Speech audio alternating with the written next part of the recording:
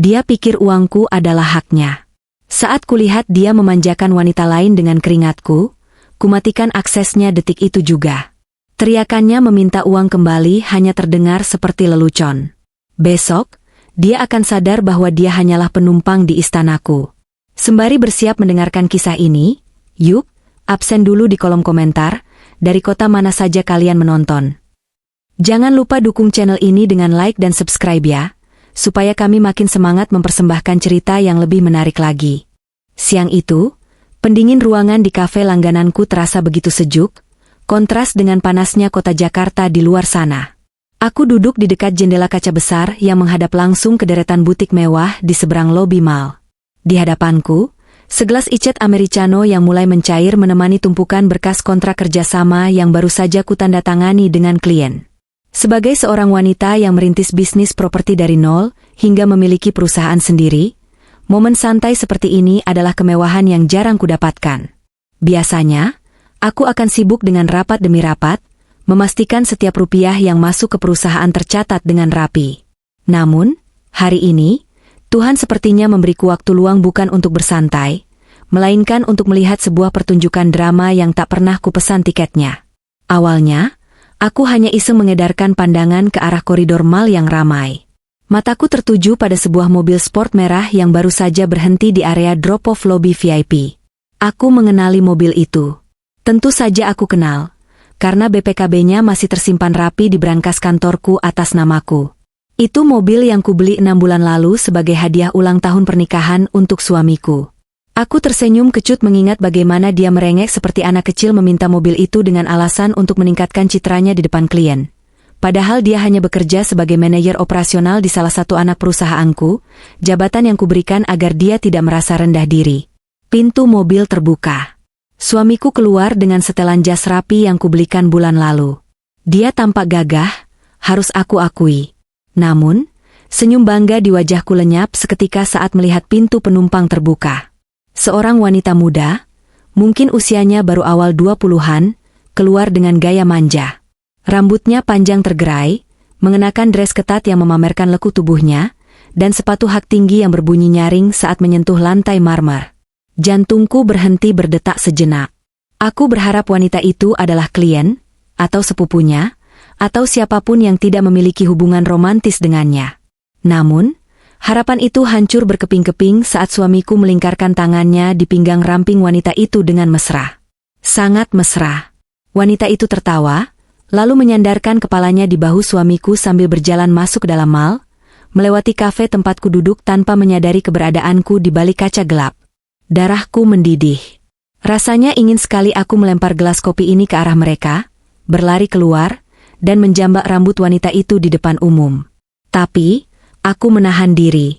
Aku bukan wanita murahan yang akan membuat keributan di tempat umum, dan menjadi tontonan gratis orang-orang. Aku adalah Fiona. Aku pebisnis. Aku menyelesaikan masalah dengan strategi, bukan dengan emosi sesaat. Aku memperhatikan kemana mereka pergi. Mereka berhenti di depan sebuah butik tas merek terkenal asal Prancis. Merek yang logonya sangat ikonik dan harganya bisa setara dengan uang muka rumah subsidi. Wanita itu menunjuk-nunjuk sebuah tas yang terpajang di etalase.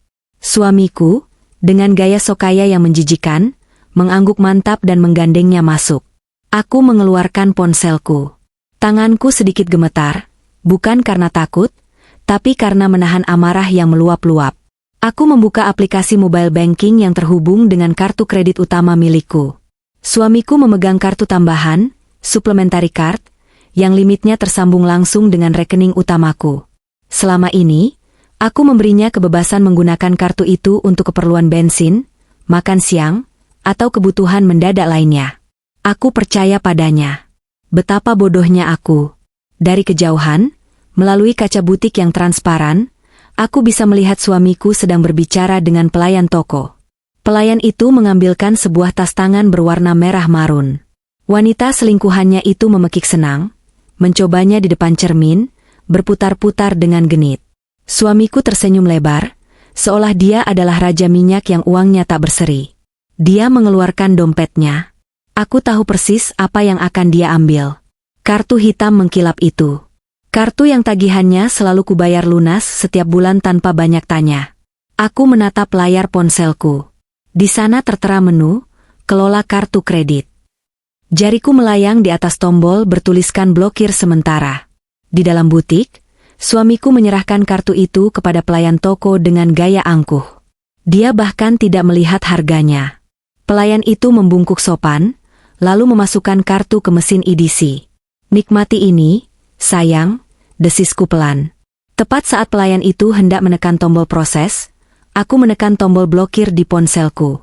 Aplikasi memproses permintaan itu dalam hitungan detik. Pop-up konfirmasi muncul, kartu berhasil diblokir. Transaksi tidak dapat dilakukan. Aku kembali menatap ke dalam butik. Pelayan itu mengerutkan kening. Dia mencoba menggesek kartu itu lagi. Lalu sekali lagi. Wajah suamiku yang tadinya penuh senyum mulai berubah bingung. Dia bertanya sesuatu pada pelayan. Pelayan itu menggeleng, menunjukkan layar mesin EDC yang menampilkan pesan penolakan. Declined. Do not honor. Suamiku tampak panik. Dia mengeluarkan ponselnya, mungkin berniat menelepon bank atau meneleponku. Tapi aku tahu dia tidak akan meneleponku saat sedang bersama gundiknya. Dia mencoba kartu lain, kartu debit pribadinya yang gajinya pas-pasan itu. Aku tertawa kecil melihatnya. Gajinya bulan ini sudah habis untuk membayar cicilan motor lamanya dan gaya hidup sok-sokannya. Saldonya pasti tidak cukup untuk membayar tas seharga 50 juta itu. Wanita di sebelahnya mulai terlihat kesal. Senyum manisnya hilang, berganti dengan wajah masam. Dia melipat tangan di dada, menatap suamiku dengan tatapan meremehkan. Orang-orang di antrean kasir mulai berbisik-bisik. Suamiku, dengan wajah merah pada menahan malu, mencoba berdebat dengan kasir, seolah-olah mesinnya yang rusak. Tapi kasir itu tetap menggeleng tegas. Akhirnya, dengan langkah gontai dan bahu merosot, suamiku mengambil kembali kartunya. Dia mencoba memegang tangan wanita itu, tapi wanita itu menepisnya kasar dan berjalan keluar toko lebih dulu, meninggalkan suamiku yang tergopoh-gopoh mengejarnya seperti anjing yang takut ditinggal majikan. "Maaf ya, Mas," gumamku sambil menyesap sisa kopiku yang kini terasa sangat nikmat. Fasilitas VIP MU baru saja dicabut. Aku memanggil pelayan kafe, membayar tagihanku sendiri, dan membereskan barang-barangku. Aku tidak akan pulang ke rumah sekarang. Aku akan ke kantor pusat. Ada banyak hal yang harus kusiapkan. Jika dia ingin bermain api, aku akan memberinya kebakaran hutan. Aku akan memastikan, saat dia pulang nanti, dia akan menyadari bahwa dia baru saja membangunkan naga yang sedang tidur. Perselingkuhan ini bukan hanya menghancurkan hatiku, tapi juga akan menghancurkan masa depannya. Dan aku akan menikmatinya, detik demi detik. Malam itu, suasana di rumah terasa hening namun mencekam. Aku duduk di sofa ruang tengah, ditemani secangkir teh chamomile yang hangat. Televisi menyala, menayangkan berita malam yang suaranya kupasang pelan, hanya sebagai latar belakang. Jam dinding menunjukkan pukul 10 malam. Biasanya, aku akan cemas jika suamiku belum pulang jam segini. Aku akan meneleponnya, bertanya apakah dia sudah makan, atau apakah jalanan macet. Tapi malam ini, rasa cemas itu telah menguap, digantikan oleh rasa dingin yang membekukan hati. Suara deru mesin mobil terdengar di garasi. Itu dia.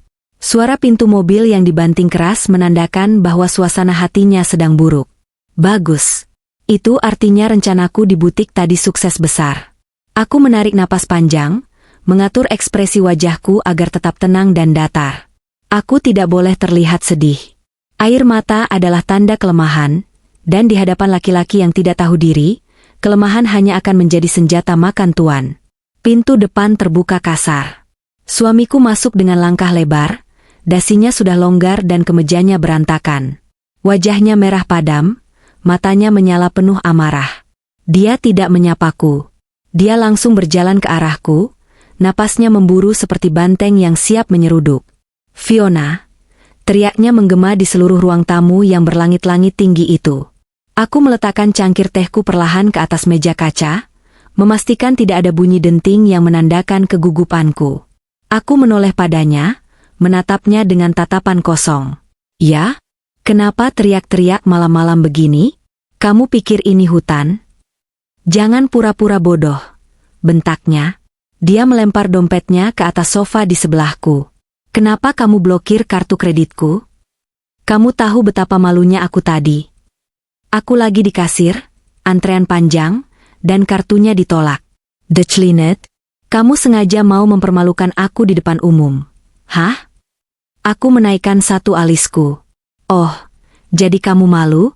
Baguslah kalau masih punya urat malu. Aku kira sudah putus. Apa maksudmu? Dia menunjuk wajahku dengan telunjuknya yang gemetar karena emosi. Aku telepon bank, mereka bilang pemegang kartu utama yang memblokirnya. Itu kamu. Kamu istri macam apa yang memblokir akses keuangan suami saat suami lagi butuh? Itu uangku juga. Hakku sebagai suamimu. Kata-kata itu meluncur mulus dari mulutnya tanpa rasa bersalah sedikitpun. Hakku sebagai suamimu. Tawa kecil lolos dari bibirku. Awalnya pelan, lalu makin keras. Aku tertawa melihat betapa menyedihkannya pola pikir laki-laki di hadapanku ini. Dia benar-benar lupa siapa yang membawa uang ke dalam rumah ini. Kenapa kamu ketawa? Ada yang lucu? Dia semakin marah melihat reaksiku. Aku berdiri, menatapnya tajam. Tinggi badanku mungkin kalah darinya, tapi aura dominasiku membuat dia sedikit mundur. Uangmu? Sejak kapan limit kartu kredit perusahaan jadi uangmu? Mas? Itu fasilitas. Fasilitas yang kuberikan karena aku istrimu. Dan kamu bilang kamu butuh? Butuh untuk apa? Membelikan tas seharga 50 juta untuk wanita simpananmu itu? Wajahnya yang merah karena marah seketika berubah pucat. Matanya membelalak kaget. Dia tergagap. Kak, kamu ngomong apa sih? Wanita apa? Tas apa? Aku tadi mau beli kado buat ibu. Ulang tahun ibu kan minggu depan. Jangan bawa-bawa ibu, potongku dingin. Ibumu ulang tahunnya bulan lalu, dan kita sudah memberinya kalung emas. Masih mau bohong? Aku melihatmu, Mas. Di Plaza Senayan. Butik tas merah itu. Wanita rambut panjang, dress ketat. Perlu kusebutkan warna sepatunya juga biar ingatanmu pulih. Suamiku terdiam. Dia tertangkap basah. Tapi bukannya meminta maaf atau bersujud memohon ampun, egonya sebagai laki-laki yang merasa superior justru bangkit. Dia merasa terpojok, dan hewan liar yang terpojok akan menyerang balik. Oke. Kalau memang kamu lihat, kenapa kamu nggak negur? Kenapa harus main belakang dengan blokir kartu? Teriaknya lagi, mencoba membalikan kesalahan padaku. Dasar wanita kurang ajar. Kembalikan uangku. Aktifkan lagi kartunya sekarang. Aku harus menebus harga diriku di depan dia. Gara-gara kamu, dia marah sama aku. Aku geleng-geleng kepala tak percaya. Wow, luar biasa. Kamu selingkuh, ketahuan, dan sekarang kamu marah karena selingkuhanmu ngambek gara-gara gagal dapat tas mewah? Kamu sadar nggak betapa sakit jiwamu itu? Itu karena kamu pelit. Tuduhnya, kamu punya segalanya, Fiona. Perusahaan, aset, uang miliaran. Apa artinya 50 juta buat kamu? Harusnya kamu dukung suamimu biar kelihatan berkelas, bukan malah bikin malu. Kalau kamu istri yang baik, kamu nggak akan perhitungan sama suami sendiri. Suami itu menafkahi, Mas. Bukan menggerogoti, jawabku tegas, suaraku mulai meninggi. 3 tahun kita menikah. Pernah kamu bayar listrik rumah ini? Pernah kamu beli beras? Gajimu di kantor itu cuma cukup buat rokok dan bensin mobilmu sendiri. Sisanya, aku yang tanggung. Dan sekarang kamu menuntut uangku untuk membiayai pelacurmu. Jaga mulutmu. Plak, tangannya melayang, tapi tertahan di udara. Dia tidak jadi menamparku. Mungkin karena sadar ada CCTV di sudut ruangan, atau mungkin karena sisa-sisa kewarasannya mengingatkan dia siapa pemilik rumah ini. Dia menurunkan tangannya dengan kasar. Napasnya memburu. Dengar ya, Fiona. Aku ini suami, imam di rumah ini. Kamu wajib menghormatiku. Aktifkan kartu itu sekarang, atau aku pergi dari rumah ini. Ancaman klasik. Dia pikir aku akan menangis dan memeluk kakinya, memohon agar dia tidak pergi seperti di sinetron-sinetron. Dia pikir aku takut hidup menjanda. Aku kembali duduk di sofa, mengambil cangkir tehku lagi dengan santai. Pintu ada di sana, Mas. Tidak dikunci. Silakan pergi kalau itu maumu. Tapi ingat satu hal, begitu kamu melangkah keluar dari pintu itu dengan membawa egomu, jangan harap bisa masuk lagi. Dia menatapku tak percaya. Dia berharap aku takut. Melihat ketenanganku, dia justru yang menjadi ragu.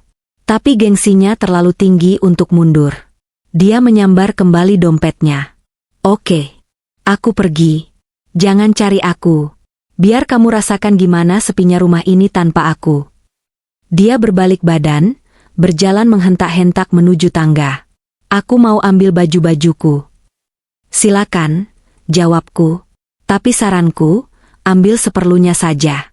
Karena besok pagi, kamu akan menyadari bahwa barang-barang yang kamu anggap milikmu itu, sebenarnya tidak pernah benar-benar jadi milikmu. Dia tidak memedulikan ucapanku. Dia berlari ke lantai atas, terdengar suara pintu lemari dibanting dan koper diseret. 10 menit kemudian, dia turun dengan satu tas besar.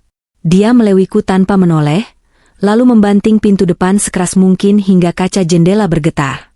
Suara mobil menderu pergi meninggalkan halaman rumah. Aku meletakkan cangkir tehku. Rumah kembali hening. Sepi? Tidak. Rasanya justru lega. Seperti ada beban berat yang baru saja diangkat dari pundakku. Udara di rumah ini terasa lebih bersih tanpa kehadiran pengkhianat itu. Aku mengambil ponselku, mengirim pesan singkat kepada kepala keamanan komplek dan asisten pribadiku. Untuk Pak Satpam, mulai detik ini, jangan biarkan mobil merah Dika masuk lagi ke komplek tanpa izin saya. Ganti kode akses gerbang. Untuk asistenku, Rina, jalankan rencana B besok pagi-pagi sekali. Kirim tim ke rumah untuk mengamankan aset kendaraan. Dan siapkan surat pemecatan atas nama Dika Anggara. Aku mau surat itu ada di meja resepsionis kantor sebelum dia sampai. Aku mematikan lampu ruang tengah dan berjalan naik ke kamar tidurku. Malam ini aku akan tidur nyenyak. Karena besok, pertunjukan sesungguhnya baru akan dimulai. Dia belum tahu bahwa aku bukan hanya membatalkan kartunya, aku akan membatalkan seluruh hidup mewahnya. Cahaya matahari pagi menerobos masuk melalui celah gorden kamar tidurku yang mewah, membangunkan aku dari tidur yang paling nyenyak dalam 3 tahun terakhir. Biasanya, aku akan bangun dengan perasaan berat, memikirkan jadwal suamiku, memastikan sarapannya siap, atau mengecek apakah kemeja kerjanya sudah disetrika dengan licin oleh asisten rumah tangga. Namun hari ini, aku bangun sendirian di ranjang king size ini, dan rasanya sungguh luar biasa. Tidak ada dengkuran yang mengganggu, tidak ada aroma alkohol sisa pesta semalam, dan yang paling penting, tidak ada beban mental melayani seorang benalu. Aku meregangkan tubuh, lalu meraih ponselku di nakas. Pukul 6 pagi. Ada satu pesan masuk dari Pak Asep, kepala keamanan pribadiku, yang dikirim pukul 3 dini hari. Pesan itu singkat namun sangat memuaskan. Paket merah sudah diamankan di gudang Cijantung. Kunci serep berfungsi dengan baik. Target tidak menyadari operasi pengambilan.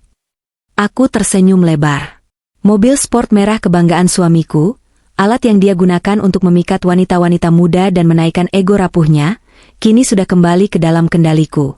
Semalam, setelah dia pergi dengan marah membawa mobil itu, aku langsung mengaktifkan GPS tracker yang tertanam di mesinnya. Dia menginap di sebuah hotel bintang 3 di daerah Jakarta Selatan. Hotel yang cukup layak, tapi jelas bukan standar kemewahan yang biasa dia nikmati bersamaku. Mungkin sisa uang tunai di dompetnya hanya cukup untuk itu, mengingat semua kartunya sudah mati. Aku bangkit, berjalan menuju mesin kopi otomatis di pantry kamar. Sambil menunggu kopi menyeduh, aku membayangkan apa yang sedang terjadi di sana. Imajinasiku melayang, merekonstruksi adegan demi adegan yang pasti sedang dialami suamiku saat ini. Di hotel itu, suamiku pasti baru saja terbangun dengan kepala pening. Dia mungkin meraba sisi tempat tidur, berharap menemukan aku yang siap memijat kepalanya, tapi yang dia temukan hanyalah bantal hotel yang keras dan bau deterjen murah. Dia pasti akan melihat jam, panik karena kesiangan, lalu bergegas mandi. Dia masih punya pekerjaan sebagai manajer operasional di perusahaanku, setidaknya dalam pikirannya dia masih punya. Dia pasti berpikir, Fiona pasti sudah tenang pagi ini. Aku akan ke kantor, bekerja seperti biasa, lalu pulang nanti sore seolah tidak terjadi apa-apa. Fiona pasti akan luluh lagi. Oh, betapa salahnya dia. Aku membuka tablet kerjaku, mengecek status akun-akun digital yang selama ini kutautkan untuknya. Aplikasi ojek online, marketplace, dompet digital, hingga layanan streaming musik. Semuanya menggunakan email dan kartu kreditku sebagai sumber dana utama. Tadi malam, sebelum tidur, aku menghabiskan waktu 1 jam yang sangat menyenangkan untuk melakukan bersih-bersih digital. Aku mengubah password, mencabut akses perangkatnya, dan menghapus metode pembayaran. Notifikasi di tabletku mulai bermunculan. Pukul 7.15, percobaan transaksi GrabCar Premium ditolak. Saldo tidak mencukupi. Pukul 7.16, percobaan transaksi GoCar Luxe ditolak. Metode pembayaran tidak valid. Pukul 7.18, percobaan login akun Dana gagal. Password salah. Aku tertawa renyah sambil menyesap kopiku. Selamat pagi, sayang. Selamat datang di dunia nyata, gumamku pada layar tablet. Aku bisa membayangkan kepanikannya. Dia pasti berdiri di lobi hotel dengan setelan jas yang kusut bekas dipakai kemarin, memencet-mencet ponsel mahalnya dengan frustrasi. Dia ingin memesan taksi mewah untuk pergi ke kantor demi menjaga gengsi, tapi sistem menolaknya mentah-mentah. Dia pasti mencoba meneleponku. Benar saja, ponselku bergetar. Nama, suamiku Hati Merah 2, yang belum sempat kuganti namanya menjadi mantan, muncul di layar. Aku menekan tombol silent dan membiarkannya mati sendiri. Dia tidak punya pilihan. Mobil merahnya sudah hilang dari parkiran hotel saat dia turun tadi. Aku bisa membayangkan teriakannya pada satpam hotel, menuduh mobilnya dicuri, lalu satpam menunjukkan surat penarikan aset resmi dari leasing, yang sebenarnya adalah timku sendiri. Tanpa mobil, tanpa akses taksi online, dan mungkin hanya dengan sisa uang receh di saku, dia harus menghadapi realita transportasi Jakarta yang kejam. Aku bersiap-siap. Hari ini aku memilih pakaian terbaikku. Sebuah blazer merah menyala dengan potongan tegas, dipadukan dengan celana bahan hitam dan sepatu stiletto runcing. Riasan wajahku bold, menyiratkan kekuasaan dan dominasi. Aku tidak akan tampil sebagai istri yang tersakiti. Aku akan tampil sebagai CEO yang sedang membuang aset beracun. Perjalanan ke kantor terasa sangat ringan. Sopir pribadiku, Pak Ujang, menyapaku dengan ramah. Ke kantor pusat, Bu? Iya, Pak. Tapi kita tidak buru-buru. Saya ingin menikmati pemandangan pagi, jawabku. Di tengah perjalanan, aku membuka aplikasi pelacak lokasi keluarga, fitur yang dulu dipasang suamiku agar dia bisa memantauku, ironis sekali, tapi dia lupa mematikan fiturnya di ponselnya sendiri. Titik lokasi suamiku bergerak lambat di area kemacetan Gatot Subroto. Kecepatannya tidak stabil, kadang berhenti lama, kadang melaju zigzag. Dia naik ojek motor. Aku hampir menyemburkan tawaku. Suamiku, Dika Anggara, pria yang selalu menolak naik motor karena takut rambutnya rusak dan bau asap, sekarang sedang membelah kemacetan Jakarta di boncengan motor bebek tua, berdesakan dengan asap knalpot Kopaja, di bawah terik matahari pagi yang mulai menyengat. Jas mahalnya pasti akan bau matahari sesampainya di kantor. Keringat pasti sudah membasahi punggung kemejanya. Pak Ujang, panggilku. Kalau Bapak kehilangan pekerjaan Bapak hari ini, dan Bapak tidak punya kendaraan, kira-kira Bapak akan melakukan apa? Pak Ujang menatapku dari kaca spion, sedikit bingung dengan pertanyaan acak itu. Waduh, Bu, ya saya pusing. Mungkin pulang kampung. Atau minta maaf sama istri biar dibantuin, jawabnya polos. Jawaban yang bagus, komentarku. Sayangnya, suamiku tidak punya kampung untuk pulang karena dia sudah terlalu sombong dengan keluarganya di desa, dan istrinya istrinya adalah orang yang menciptakan neraka ini untuknya. Pukul 8:15. Aku tiba di lobi gedung perkantoran milik keluargaku, Menara Fiona. Gedung pencakar langit 30 lantai yang berdiri kokoh di pusat bisnis Sudirman. Satpam dan resepsionis menyapaku dengan hormat, membungkuk saat aku melintas. Mereka tidak tahu bahwa di balik kacamata hitamku, aku sedang bersiap mengeksekusi salah satu karyawan mereka, yang kebetulan adalah suamiku sendiri. Aku naik lift khusus eksekutif menuju lantai teratas. Di ruanganku yang luas dengan dinding kaca, Rina, asisten pribadiku, Sudah menunggu. Di tangannya ada sebuah map biru. Selamat pagi, Bu Fiona. Semua instruksi Ibu sudah dilaksanakan, lapor Rina dengan efisien. Surat keputusan pemutusan hubungan kerja, PHK, atas nama Bapak Dika Anggara sudah ditandatangani oleh Direktur HRD. Alasannya, pelanggaran berat kode etik perusahaan dan indikasi penyalahgunaan dana operasional. Bukti-bukti tagihan kartu kredit perusahaan yang dipakai untuk belanja barang pribadi sudah kami lampirkan. Bagus, jawabku sambil menerima map itu. Aku membukanya, membaca kalimat demi kalimat yang akan mengakhiri karir suamiku. Tidak ada pesangon, tidak ada surat rekomendasi, hanya pemecatan tidak hormat. Bagaimana dengan akses gedung? Sudah dinonaktifkan tepat pukul 8 tadi. ID card beliau sudah diblokir dari sistem turnstile lobby. Beliau tidak akan bisa masuk ke area lift. Sempurna, kataku. Sekarang, sambungkan CCTV lobby ke layar besar di ruanganku. Aku ingin menonton pertunjukan utamanya. Rina menekan remote, dan layar besar di dinding ruanganku menyala, menampilkan siaran langsung dari beberapa sudut kamera di lobi gedung. Lobi masih ramai dengan karyawan yang datang. Aku duduk di kursi kebesaranku, memutar-mutar pena mahal di jari, menunggu kedatangan sang bintang utama. 15 menit kemudian, dia muncul. Dika turun dari sebuah ojek online di depan lobi. Penampilannya sungguh menyedihkan. Rambutnya yang biasanya tertata rapi dengan pomade mahal kini lepek dan berantakan karena helm ojek. Jasnya tampak kusut, dan dia mengelap keringat di dahinya dengan sapu tangan.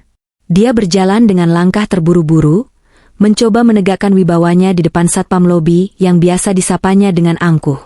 Dia tidak tahu bahwa hari ini, wibawa itu sudah tidak ada harganya. Dia berjalan menuju pintu putar, masuk ke lobi yang dingin. Dia mengibaskan jasnya, mencoba terlihat seperti bos. Aku melihatnya menyapa resepsionis cantik di meja depan. Mungkin mencoba tebar pesona seperti biasa, tapi resepsionis itu hanya mengangguk kaku dan langsung menunduk, menghindari kontak mata. Mari kita lihat, Mas, bisikku pada layar. Seberapa keras kamu akan menabrak tembok hari ini? Dika berjalan menuju gerbang turnstile otomatis. Dia merogoh saku, mengeluarkan kartu ID karyawannya yang tergantung di lanyard kulit. Dengan percaya diri, dia menempelkan kartu itu ke sensor. Bip.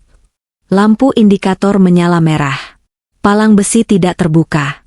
Dika mengerutkan kening. Dia mencoba menempelkannya lagi. Bip. Merah lagi. Dia mulai terlihat kesal. Dia menggosok-gosokkan kartu itu ke celananya. Mungkin berpikir kartunya kotor, lalu menempelkannya lagi dengan lebih keras. Bip. Masih merah. Antrean karyawan di belakangnya mulai memanjang. Orang-orang mulai berbisik. Dika menoleh ke belakang dengan wajah masam, lalu mencoba pindah ke gerbang sebelah. Sama saja. Akses denied.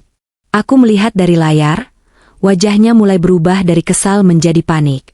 Dia melambaikan tangan memanggil kepala keamanan lobi, Pak Danu. Pak Danu, pria bertubuh tegap yang sangat setia padaku, berjalan menghampiri Dika dengan wajah datar. Tidak ada senyum ramah yang biasa dia berikan. Pak Danu, ini kenapa gerbangnya rusak semua? Saya nggak bisa masuk. Aku bisa membaca gerak bibir Dika yang sedang marah-marah di layar. Buka pintu manualnya sekarang. Saya sudah telat meeting. Pak Danu menggelengkan kepala. Dia mengatakan sesuatu yang membuat Dika terdiam kaku. Aku tidak bisa mendengarnya, tapi aku tahu skripnya. Pak Danu pasti berkata, maaf, Pak. Kartu Bapak sudah tidak aktif. Bapak dilarang masuk ke area kantor. Dika meledak. Dia mulai menunjuk-nunjuk wajah Pak Danu. Tangannya bergerak liar, mulutnya berteriak-teriak. Beberapa karyawan berhenti untuk menonton. Ini adalah tontonan gratis yang lebih menarik daripada drama Korea. Sang pangeran, yang biasanya berjalan dengan dagu terangkat, kini tertahan di pintu gerbang kerajaannya sendiri. Saatnya babak kedua, kataku pada Rina, suruh Bu Marta turun sekarang. Bu Marta adalah direktur HRD kami. Wanita besi yang paling ditakuti di kantor karena ketegasannya. Dia tidak pernah suka pada Dika yang dianggapnya tidak kompeten, dan hanya mendompleng namaku. Hari ini, Bu Marta akan mendapatkan kepuasan yang sudah lama dia nantikan. Di layar, aku melihat pintu lift terbuka. Bu Marta keluar dengan langkah tegap, membawa sebuah kotak kardus sedang di tangannya. Dia berjalan lurus membelah kerumunan, menghampiri Dika yang masih berdebat dengan satpam. Jantungku berdebar kencang. Bukan karena cinta, tapi karena adrenalin kemenangan. Ini adalah momen di mana fantasi setiap istri yang dikhianati menjadi kenyataan. Bukan labrakan histeris di pinggir jalan, tapi eksekusi dingin yang mematikan secara profesional. Layar monitor raksasa di ruanganku menampilkan resolusi 4K yang tajam, sehingga aku bisa melihat butiran keringat yang mengalir di pelipis suamiku. Dika tampak seperti orang gila yang sedang berorasi di tengah pasar. Dia berteriak bahwa dia adalah suami pemilik perusahaan, bahwa dia akan memecat semua satpam yang menghalanginya. Sungguh ironis, dia mengancam akan memecat orang, padahal dialah yang sedang berdiri di ambang pintu pemecatan. Minggir kalian. Saya mau ketemu Fiona. Istri saya ada di atas. Dika mendorong dada Pak Danu. Kalian gak tahu siapa saya? Saya Dika Anggara, manajer operasional gedung ini. Mantan manajer, Pak. Suara Bu Marta terdengar cukup keras hingga mungkin tertangkap mikrofon CCTV, atau mungkin itu hanya imajinasiku saking jelasnya gestur tubuhnya. Dika menoleh, melihat Bu Marta berdiri di sana dengan kotak kardus di tangan. Kotak kardus, simbol universal bagi karyawan yang dipecat.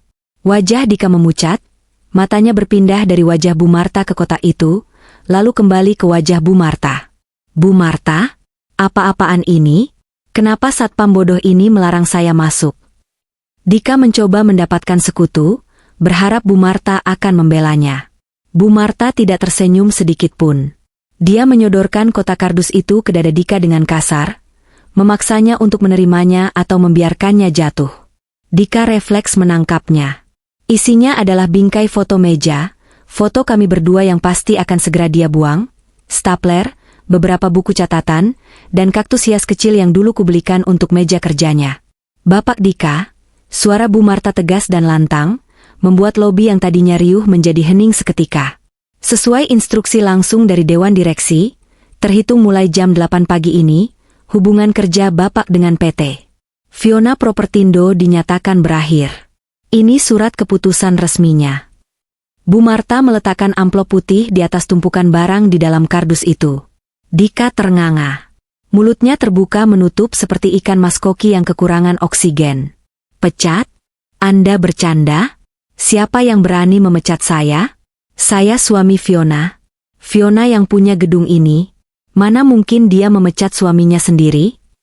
Justru karena Ibu Fiona adalah pemiliknya, keputusan ini mutlak. Pak, jawab Bu Marta dingin. Dan ini bukan pemecatan biasa. Ini adalah pemberhentian tidak hormat karena pelanggaran berat.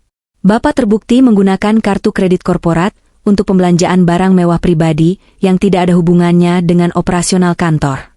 Audit kami menemukan transaksi tas di Plaza Senayan kemarin siang, serta puluhan transaksi lain di butik, restoran mewah, dan hotel yang tidak bisa dipertanggungjawabkan. Dika mundur selangkah, seolah ditampar oleh fakta-fakta itu. Wajahnya yang tadi merah, karena marah kini berubah menjadi abu-abu karena malu. Karyawan-karyawan lain yang menonton mulai berbisik-bisik. Korupsi uang istri sendiri? Wah, parah. Gila, kirain kaya beneran, ternyata maling. Kasihan Bu Fiona ya. Bisikan-bisikan itu pasti terdengar seperti lebah yang berdengung di telinga Dika. Dia menatap sekeliling, menyadari bahwa dia sedang ditelanjangi di depan umum. Tidak ada lagi dikasih bos yang disegani. Yang ada hanyalah dikasih penipu yang tertangkap basah. Ini fitnah. Saya mau bicara sama Fiona. Mana dia? Dika mencoba menerobos lagi, tapi kali ini dua satpam tambahan langsung menahan lengannya, memuntir tangannya ke belakang dengan teknik kuncian yang efektif. Kotak kardus di tangannya jatuh berantakan ke lantai. Foto pernikahan kami pecah bingkainya. Lepaskan saya. Fiona. Fiona keluar kamu. Dika berteriak ke arah kamera CCTV, seolah dia tahu aku sedang menontonnya dari atas sana. Matanya menatap lensa kamera dengan tatapan putus asa yang mengerikan. Jangan lakukan ini padaku. Kita bisa bicara baik-baik. Aku menatap layar itu tanpa emosi. Bicara baik-baik? Kemana keinginan bicara baik-baik itu saat dia membohongiku berbulan-bulan? Kemana rasa hormatnya saat dia membentakku semalam? Aku menekan tombol interkom di mejaku yang tersambung ke meja resepsionis lobi. Sambungkan suara saya ke pengeras suara lobi. Baik, Bu, jawab resepsionis dengan gugup. Detik berikutnya, suaraku menggema di seluruh lobi, keluar dari speaker-speaker yang tertanam di langit-langit. Suara Tuhan dari Menara Gading. Dika. Satu kata itu membuat Dika berhenti meronta. Dia mendongak, mencari sumber suara. Seluruh lobi hening mendengarkan. Tidak ada yang perlu dibicarakan lagi. Lanjutku, suaraku tenang, stabil, dan dingin. Kamu menginginkan uangku, kamu sudah mendapatkannya selama 3 tahun.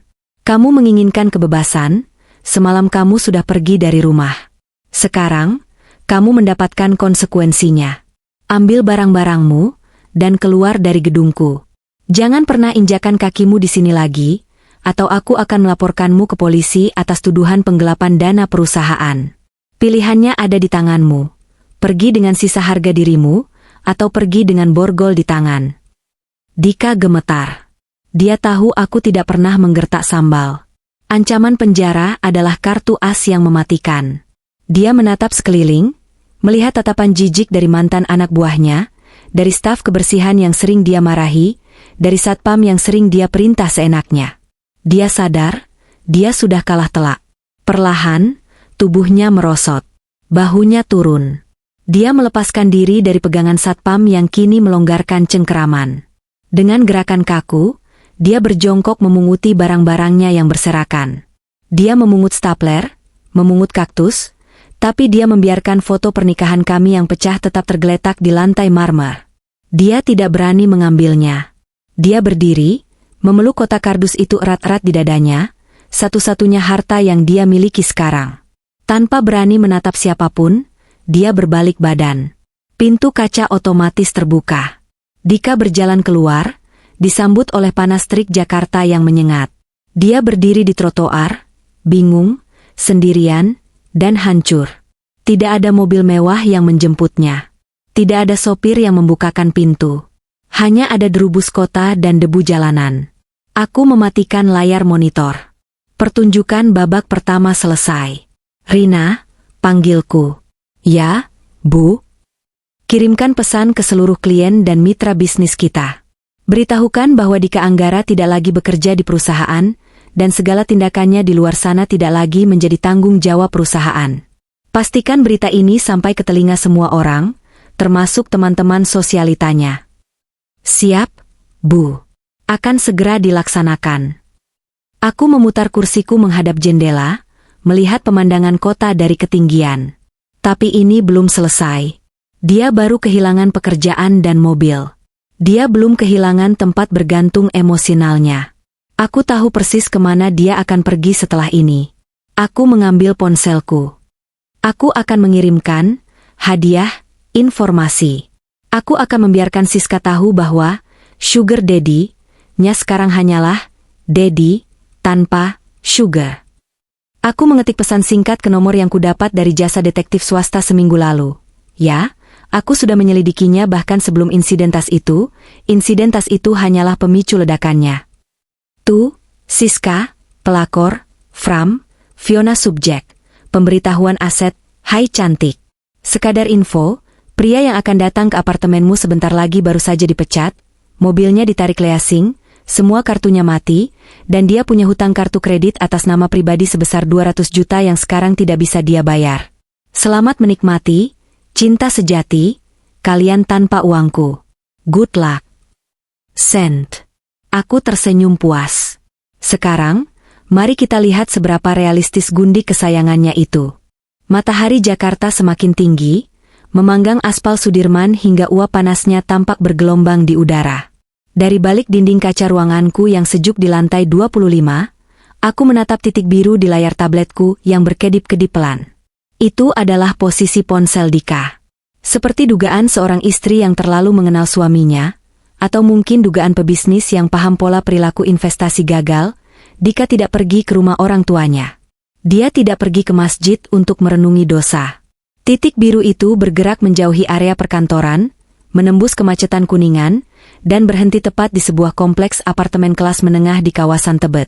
Apartemen Green Palace. Tentu saja. Itu adalah sarang Siska. Aku tahu alamat itu karena tagihan pengiriman bunga seharga 2 juta rupiah bulan lalu tercatat di kartu kreditku dengan alamat tujuan ke sana. Saat itu, Dika beralasan itu bunga untuk istri klien yang baru melahirkan. Betapa bodohnya aku mempercayainya saat itu. Namun hari ini, kebodohanku telah berganti menjadi senjata mematikan. Aku membayangkan Dika berdiri di depan lobi apartemen itu. Dia pasti sudah membuang kotak kardus berisi barang-barang kantornya di tempat sampah terdekat, karena gengsi membawanya. Dia hanya membawa tas pakaiannya, wajahnya yang kusut, dan sekeping harapan bahwa cinta sejati, yang sering digembar-gemborkan Siska di media sosialnya adalah nyata. Dia berharap Siska akan menyambutnya dengan pelukan hangat, berkata bahwa uang tidak penting, dan mereka bisa memulai hidup baru dari nol bersama-sama.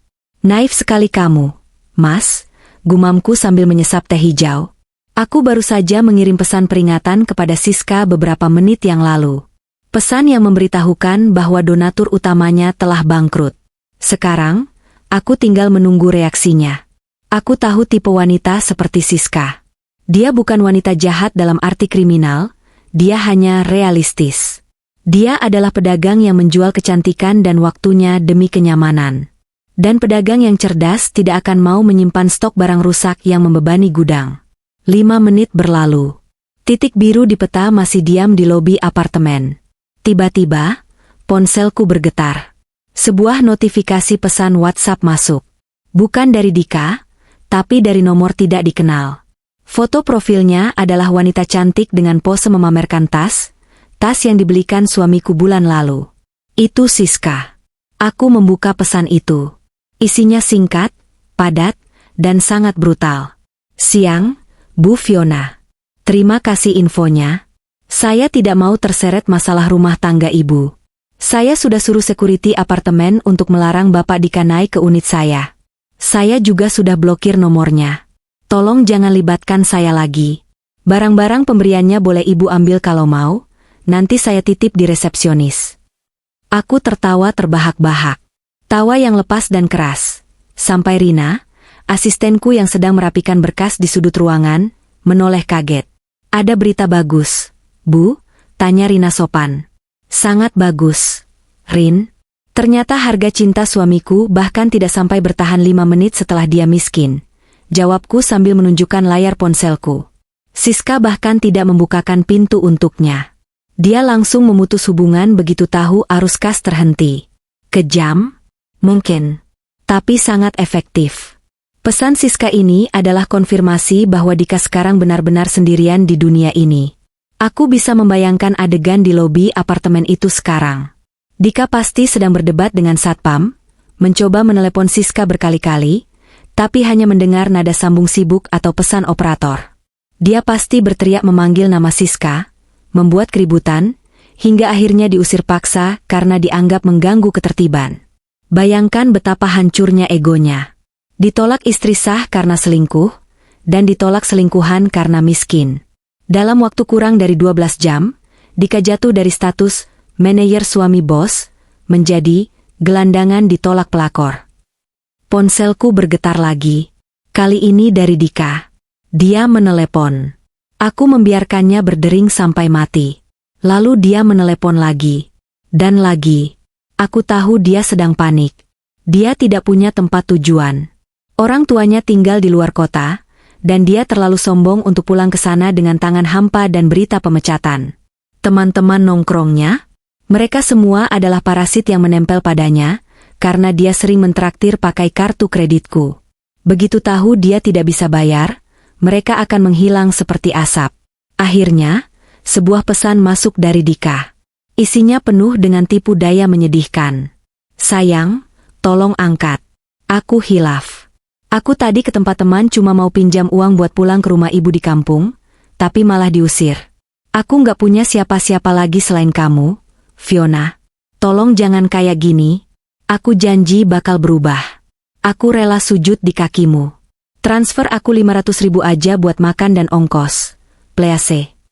500.000. Dulu dia membuang jutaan rupiah untuk makan malam seafood dengan Siska tanpa berkedip. Sekarang dia mengemis 500.000 padaku. Aku mengetik balasan dengan tenang.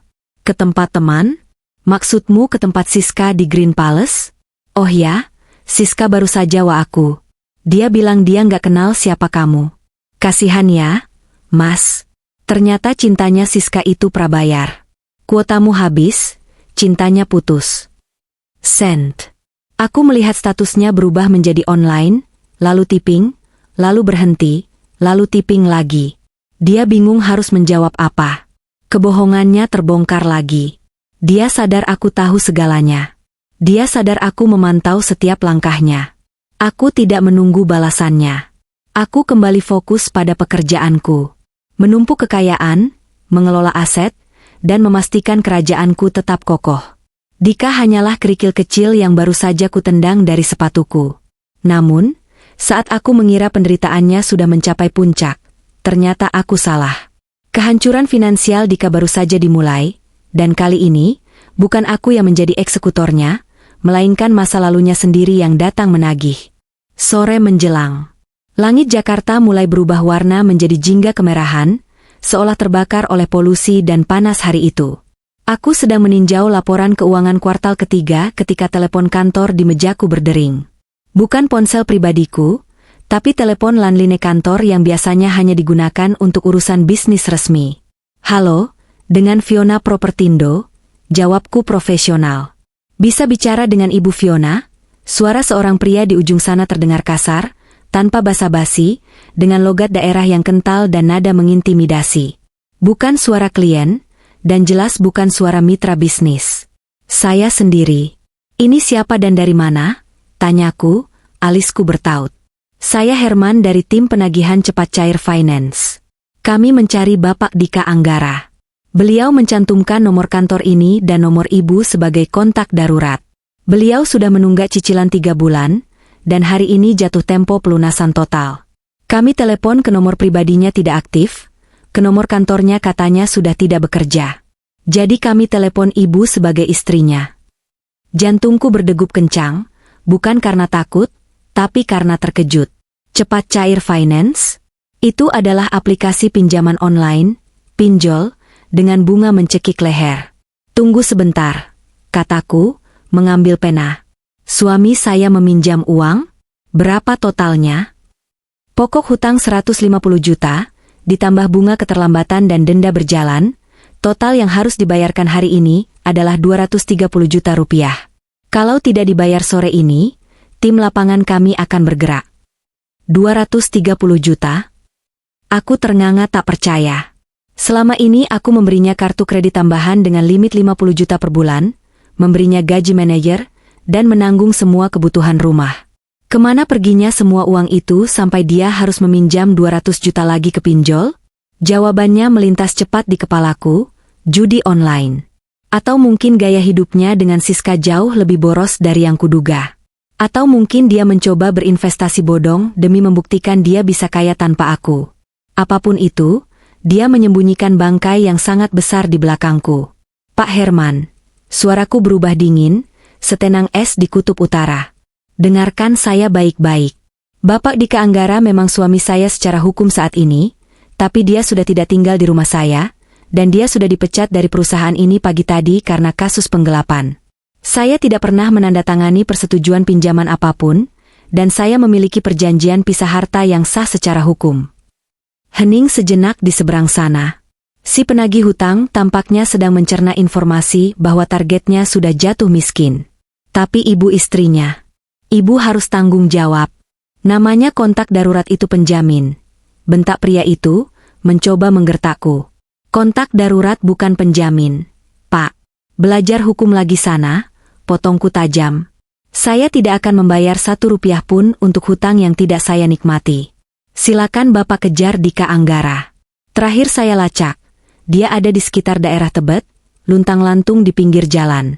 Kalau Bapak butuh koordinat GPS terkininya, dengan senang hati saya kirimkan lewat WhatsApp. Anggap saja bantuan dari sesama korban Dika. Pria itu terdengar bingung, tapi tawaran lokasi target jelas menggiurkan baginya. Oke, kirim lokasinya sekarang ke nomor ini. Kalau dia nggak bayar, awas ya Bu, kami akan teror terus. Silakan. Saya punya pengacara yang siap menuntut balik atas pasal perbuatan tidak menyenangkan jika Bapak meneror saya. Tapi kalau Bapak meneror Dika, silakan saja. Saya tidak keberatan. Selamat sore. Aku menutup telepon dengan keras. Napasku berat menahan amarah. Dika benar-benar sampah. Dia tidak hanya mengkhianatiku dengan wanita lain, dia juga membahayakan nama baikku dengan menjadikanku kontak darurat pinjol. Baru saja aku meletakkan gagang telepon, ponsel pribadiku berdering. Kali ini nomor tidak dikenal lagi. Aku mengangkatnya. Ibu Fiona? Ini dari Dana Kilat. Suami ibu punya tunggakan 50 juta. Aku mematikan panggilan itu. Lalu berdering lagi. Halo, ini dari Kredit Pintar? Ya Tuhan. Berapa banyak aplikasi pinjaman yang dia pakai? Ponselku terus berdering tanpa henti. Rupanya, begitu satu penagih gagal menghubungi Dika, mereka semua mulai menyerang kontak darurat secara bersamaan. Dika pasti mematikan ponselnya karena ketakutan, dan sekarang akulah yang menjadi sasaran tembak. Aku segera mengaktifkan fitur, blokir panggilan dari nomor tidak dikenal, di ponselku.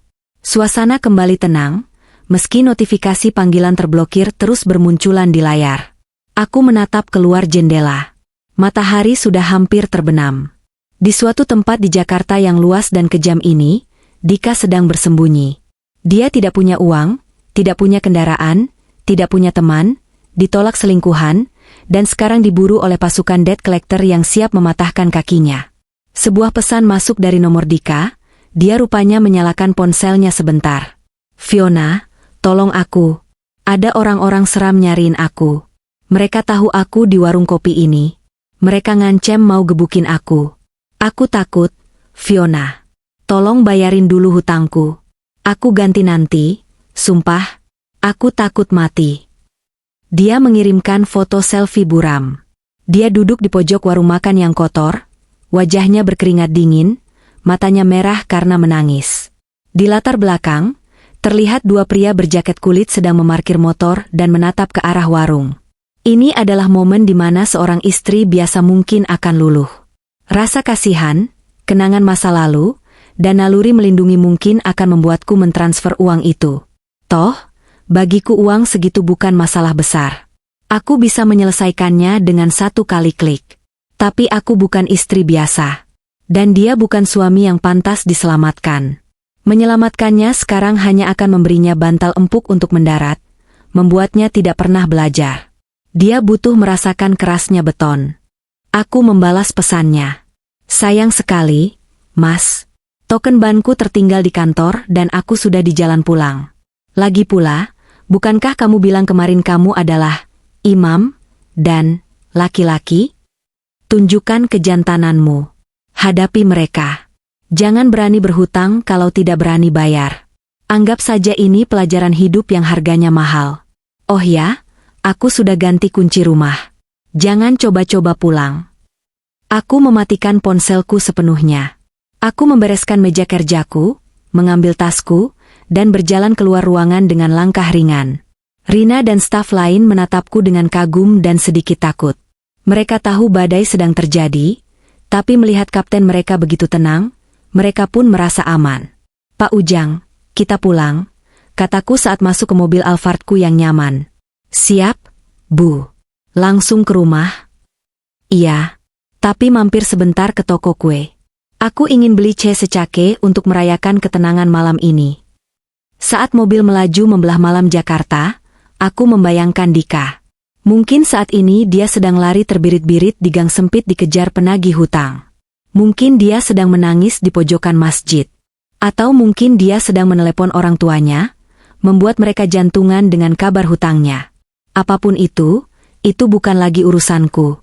Besok, aku punya satu agenda terakhir. Membersihkan sisa-sisa keberadaannya dari rumahku dan menghadapi keluarganya yang pasti akan datang mengemis. Babak terakhir pembersihan hidupku sudah di depan mata. Matahari sore yang kemerahan menyinari gerbang besi tempat setinggi 3 meter di depan rumahku, menciptakan bayang-bayang panjang yang dramatis. Saat mobil Alphard hitamku berbelok perlahan memasuki pelataran komplek, aku sudah bisa melihat kerumunan kecil di depan pagar rumahku. Pemandangan itu seperti lukisan tragedi keluarga yang menggelikan. Ada 3 sosok yang berdiri di sana dengan wajah-wajah putus asa. Yang pertama, tentu saja, Dika. Kondisinya jauh lebih buruk dari foto selfie yang dia kirimkan tadi siang. Kemeja kerjanya yang mahal, yang kubelikan di Singapura bulan lalu, kini robek di bagian lengan, kancingnya terlepas 2 biji, dan ada noda tanah serta darah kering di sudut bibirnya. Rambutnya acak-acakan, wajahnya berminyak dan kusam. Dia tampak seperti orang yang baru saja lolos dari medan perang. Atau lebih tepatnya, lolos dari amukan penagih hutang yang gagal mendapatkan bayaran.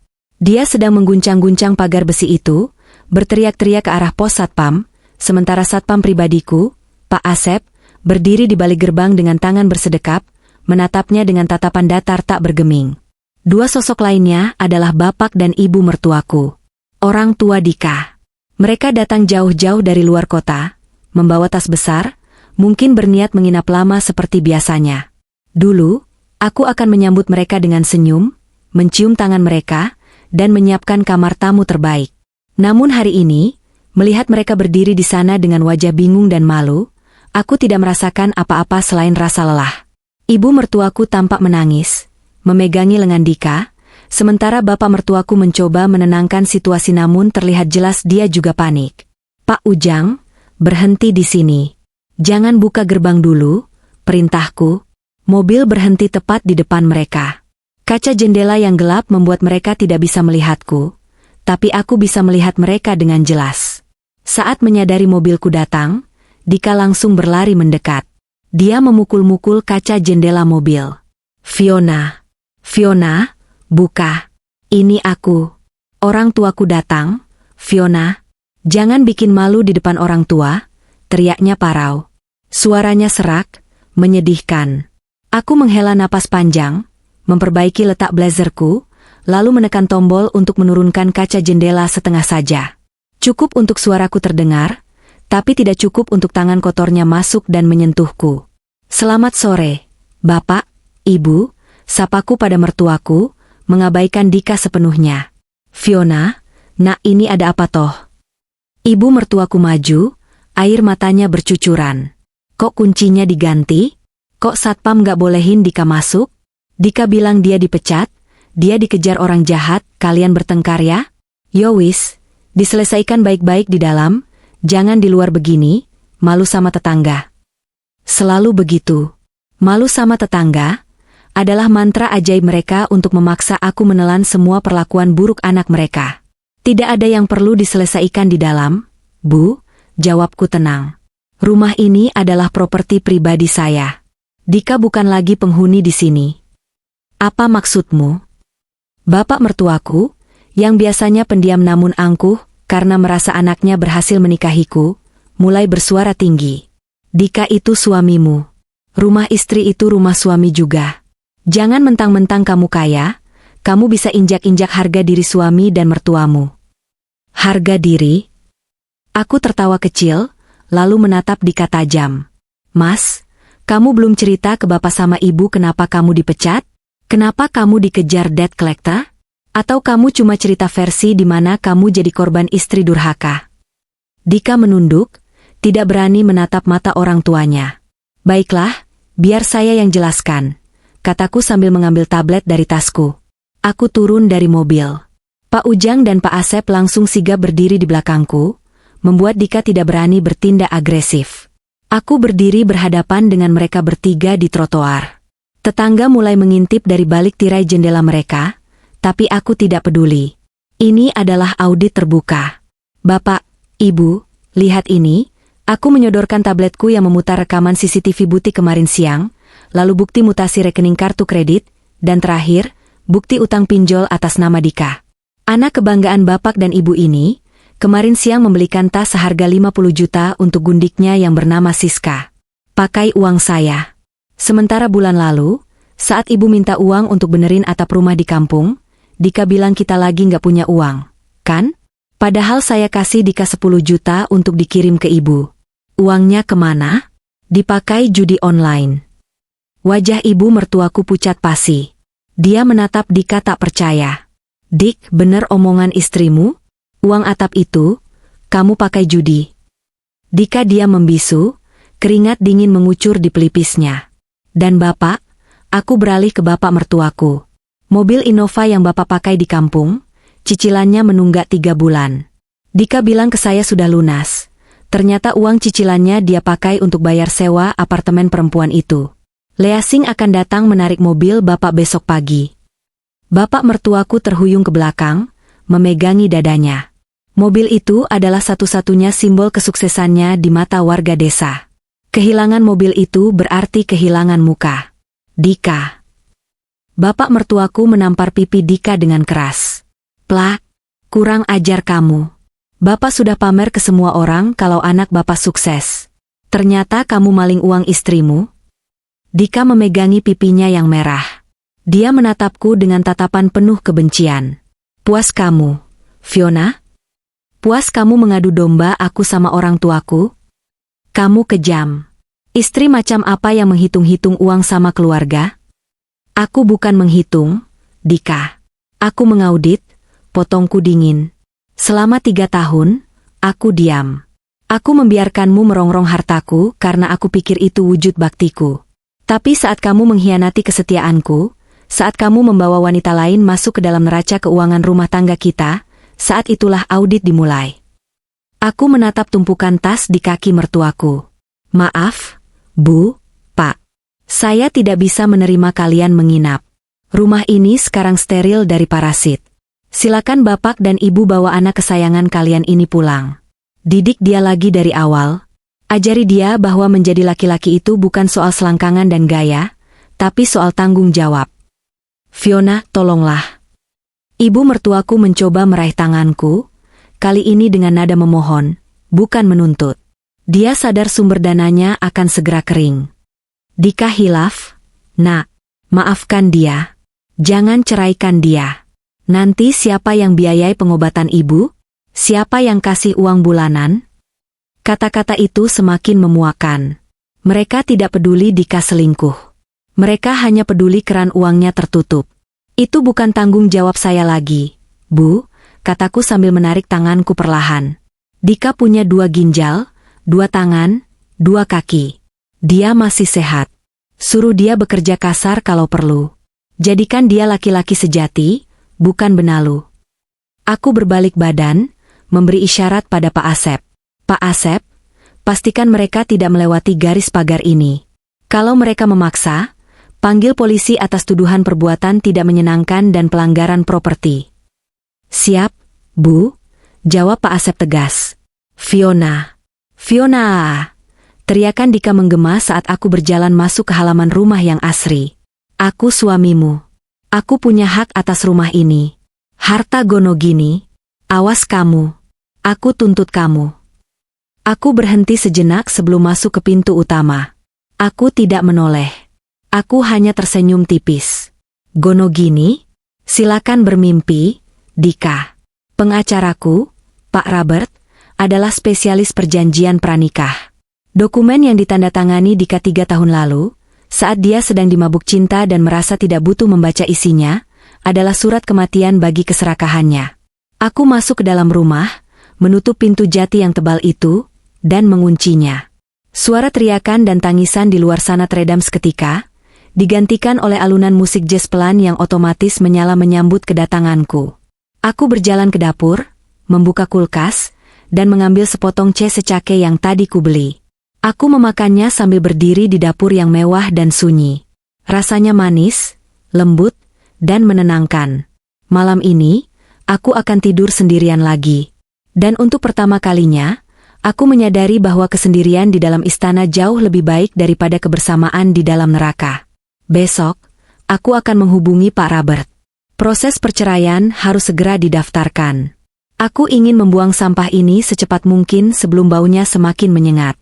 1 bulan kemudian, gedung Pengadilan Agama Jakarta Selatan tampak ramai seperti pasar pagi. Wajah-wajah sedih, marah, dan lelah berlalu lalang di koridor. Ada yang menangis di pojokan, ada yang berteriak-teriak pada pasangannya. Namun, aku melangkah di lorong itu dengan langkah ringan, mengenakan setelan dress hitam elegan buatan desainer, kacamata hitam besar, dan tas tangan yang harganya cukup untuk membeli harga diri mantan suamiku 10 kali lipat. Di sebelah kananku, Pak Robert, pengacara senior yang tarif per jamnya fantastis, berjalan dengan percaya diri membawa tas kerjanya. Hari ini adalah sidang putusan. Mediasi minggu lalu gagal total, karena aku menolak melihat wajah Dika lebih dari 5 menit. Kami masuk ke ruang sidang.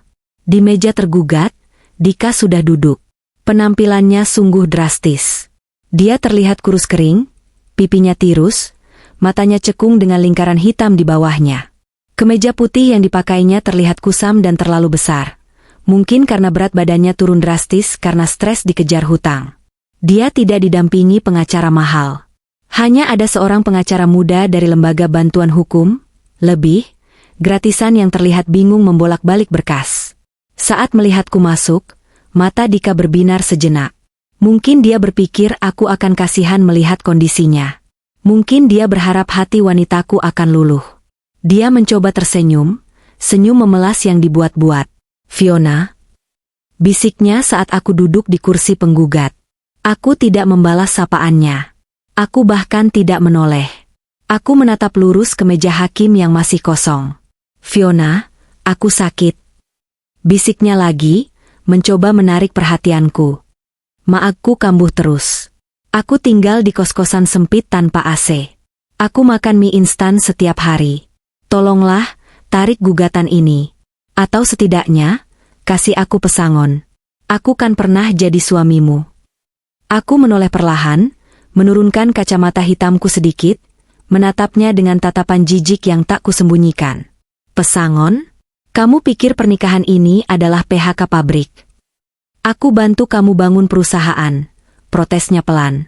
"Aku kerja di sana 3 tahun. Aku punya andil. Aku berhak dapat bagian. Rumah itu, mobil-mobil itu harta bersama." Pak Robert di sebelahku tertawa kecil, suara tawa yang sopan namun merendahkan. Dia mengeluarkan sebuah dokumen tebal dari tasnya dan meletakkannya di meja. "Saudara Dika," kata Pak Robert tenang, "mungkin saudara lupa, atau mungkin saat itu saudara terlalu sibuk membayangkan jadi orang kaya baru, sehingga tidak membaca apa yang saudara tanda tangani 3 tahun lalu. Ini adalah perjanjian pisah harta, prenuptial agreement. Pasal 4 ayat 1 menyatakan dengan jelas, segala aset yang diperoleh atas nama istri, baik sebelum maupun selama pernikahan, tetap menjadi hak tunggal istri. Suami tidak memiliki hak tuntut apapun atas aset tersebut." Wajah Dika memucat. "Thea, tapi saya kan suami. Saya kerja." "Kerja?" Pak Robert membuka halaman lain. "Menurut audit forensik perusahaan, saudara Dika justru memiliki hutang kepada perusahaan sebesar 1,2 miliar rupiah akibat penyalahgunaan dana operasional dan markup vendor selama menjabat. Klien saya, Ibu Fiona, berbaik hati tidak mempidanakan saudara dan menganggap hutang itu lunas sebagai ganti saudara keluar dari hidupnya tanpa membawa apa-apa. Tapi kalau saudara bersikeras menuntut harta gono gini, dengan senang hati kami akan membuka kembali kasus penggelapan itu dan mengirim saudara ke sel penjara Cipinang hari ini juga." Skakmat. Dika terdiam kaku. Mulutnya terkunci rapat. Ancaman penjara adalah satu-satunya bahasa yang dia mengerti. Pengacara mudanya berbisik panik padanya, menyarankan untuk menerima tawaran itu daripada masuk penjara. Majelis hakim masuk. Sidang berjalan cepat. Karena bukti perselingkuhan lengkap, terima kasih CCTV butik, bukti penelantaran nafkah jelas, karena aku yang menafkahi dia, dan kesepakatan harta sudah final, hakim tidak butuh waktu lama. To, palu diketuk. Perceraian disahkan. Talak jatuh. Aku resmi kembali menjadi wanita lajang. Aku berdiri, menyalami Pak Robert, dan mengangguk hormat pada majelis hakim. Tanpa membuang waktu, aku berjalan menuju pintu keluar. Udara kebebasan tidak pernah terasa sesegar ini.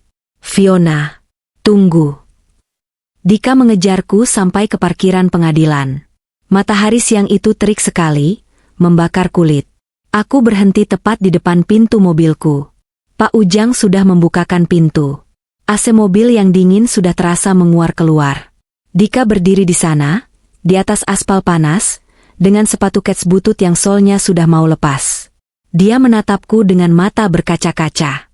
"Fiona, ini beneran berakhir? Kamu beneran tega buang aku kayak sampah?" tanyanya, suaranya bergetar. "Siapa yang bakal urus aku? Siapa yang bakal bayar hutang-hutangku? Penagih itu masih ngejar aku, Enam. Mereka mau patahin kakiku kalau nggak bayar minggu ini." Aku menatapnya dari ujung kaki sampai ujung kepala. Pemandangan di depanku ini adalah definisi karma instan yang sempurna. Laki-laki yang dulu sombong saat memegang kartu kreditku, yang berani berselingkuh karena merasa di atas angin, kini mengemis nyawa padaku. "Dika," kataku lembut, seolah bicara pada anak kecil. Mata Dika berbinar penuh harap. Ya, sayang, kamu mau bantu?" Aku tersenyum manis. "Ingat kata-katamu waktu kamu marah padaku karena memblokir kartumu? Kamu bilang, 'Dasar wanita kurang ajar. Kembalikan uangku.'" Dika menunduk malu. "Nah, sekarang aku kembalikan sesuatu yang lebih berharga daripada uang," lanjutku. "Aku kembalikan tanggung jawab atas hidupmu sendiri kepadamu. Selamat menikmati menjadi laki-laki dewasa yang mandiri. Urus hutangmu sendiri. Urus perutmu sendiri. Dan kalau kakimu dipatahkan penagih hutang, anggap saja itu harga tiket masuk wahana kehidupan nyata yang selama ini kamu hindari." "Tapi Enam, aku cinta kamu." "Tidak, Dika. Kamu cinta ATM-ku. Dan ATM-nya sudah tertelan mesin." Aku masuk ke dalam mobil. Pak Ujang menutup pintu dengan bunyi blam yang tegas, memisahkan duniaku yang nyaman dengan dunia Dika yang panas dan kejam. Kaca jendela mobilku gelap, tapi aku menurunkannya sedikit, hanya beberapa sentimeter. Dika mendekat, berharap ada kata-kata perpisahan yang manis atau mungkin segepok uang pesangon terakhir. Aku menatapnya lewat celah kaca itu. "Terima kasih sudah menunjukkan siapa dirimu di toko tas itu, Dika," kataku sambil tersenyum tulus. "Itu adalah 50 juta terbaik yang tidak pernah aku keluarkan. Kalau saja kamu tidak serakah hari itu, mungkin aku masih buta sampai sekarang. Jadi, terima kasih. Kamu menyelamatkan masa depanku dengan kebodohanmu." Kaca jendela naik kembali, menutup rapat. "Jalan, Pak Ujang," perintahku. Mobil Alphard melaju perlahan meninggalkan pelataran pengadilan. Dari kaca spion, aku melihat Dika berlari kecil mengejar mobil, berteriak memanggil namaku, lalu akhirnya berhenti, membungkuk memegangi lututnya, terbatuk-batuk terkena asap knalpot. Dia berdiri sendirian di bawah terik matahari, kecil, tak berdaya, dan terlupakan. Aku bersandar di jok kulit yang empuk, menutup mata, dan menghela napas lega. Tidak ada air mata. Tidak ada penyesalan. Yang ada hanya senyum kemenangan. Hidupku baru saja dimulai kembali. Dan kali ini, saldoku utuh, hatiku bersih, dan tidak ada lagi benalu yang menghisap darahku. Ponselku berdering. Notifikasi dari aplikasi perbankan. Dividen perusahaan bulan ini baru saja masuk. Jumlahnya fantastis. Aku tertawa. Tawa terakhir yang paling manis. "Pak Ujang, ke butik tas di Plaza Senayan yang kemarin. Saya mau beli tas merah itu. Untuk saya sendiri,